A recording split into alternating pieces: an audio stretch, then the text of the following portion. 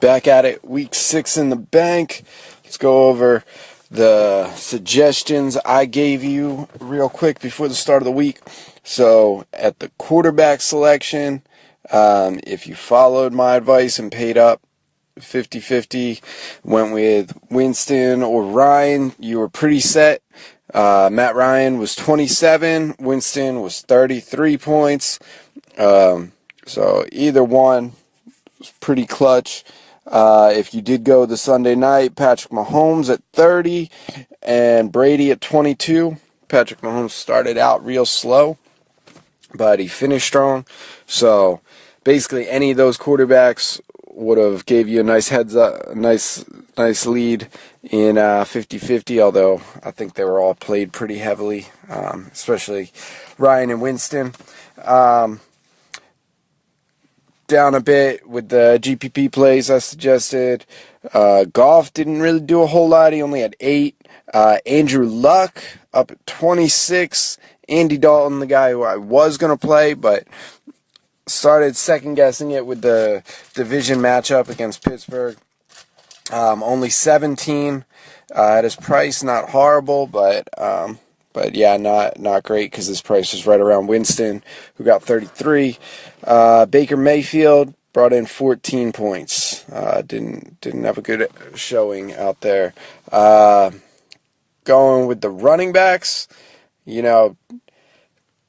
just don't get fancy with it. Just pay up at running back. That's kind of what I'm feeling like. If I had followed my advice the last 3 weeks, I started seeing some values over here at running back, and so I started paying down a bit, paid up at wide receiver. But if I had gone with my top 3, Gurley, Gordon, Connor, it didn't even matter what your running backs would have looked like. You would have been fine. So Todd Gurley cost $9,500 this week, but he got 36 points.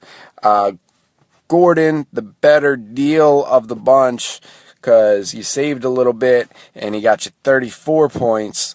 And then James Conner, the guy I was pushing, 27. So, as long as you had at least one of them, I had 2 of them in most of my lineups. I had Gordon and Conner in quite a few. So, 27 there for Conner, dropping down. Yeldon, he had a down week. Didn't kill you, but definitely hurt you with 9 points. Tevin Coleman, who I put in a lot of lineups, he got 11, but didn't have the greatest outing.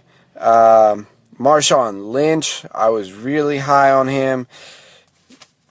I heard Mike Tagliere talking today, and he said Lynch has only had 2 rushing attempts in the fourth quarter all year.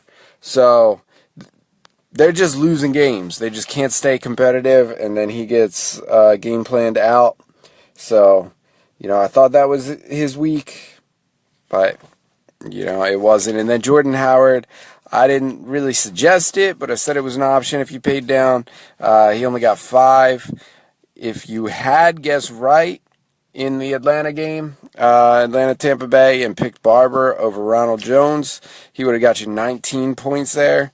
And then if you had played in the Superflex, you had followed my advice, you would have had Sony Michel in there. He got you 23.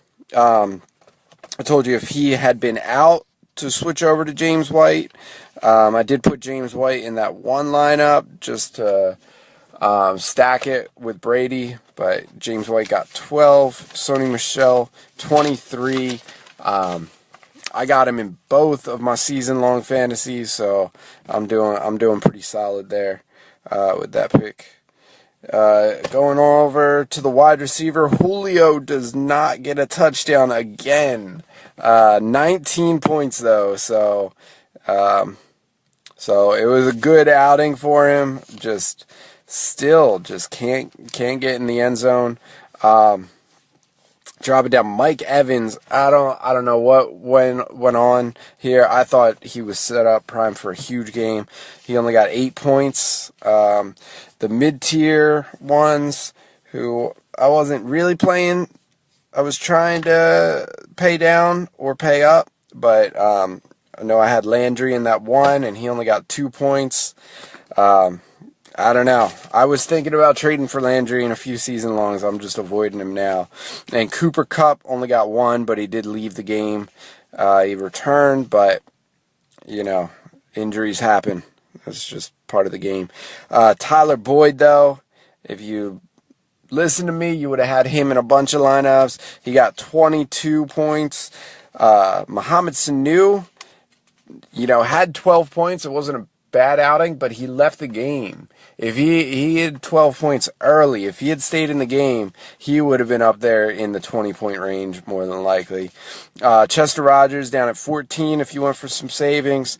Yeah, so pretty solid. Mike Evans hurt, but the rest of them, you know, you can't really do much about injuries. Rough with Cooper Kupp. Hopefully he's all right, and with Sanu as well. Moving on to the tight ends. If you played Ebron, if you checked the injury watch, which is something I thought about this week, something that's been on my mind.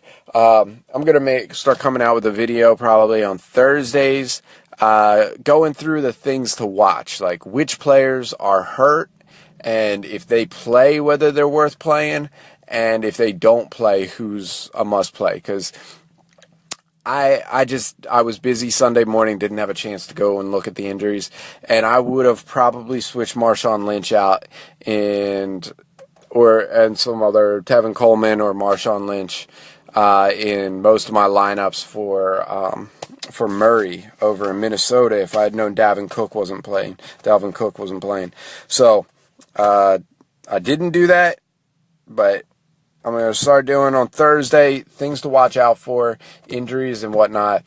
Look at it Sunday morning and switch your lineups accordingly. Just give you something to look at to be like ahead of the rest of the game that people are setting their lineups and then forgetting about them. So we got Ebron came in with 15 points, solid outing.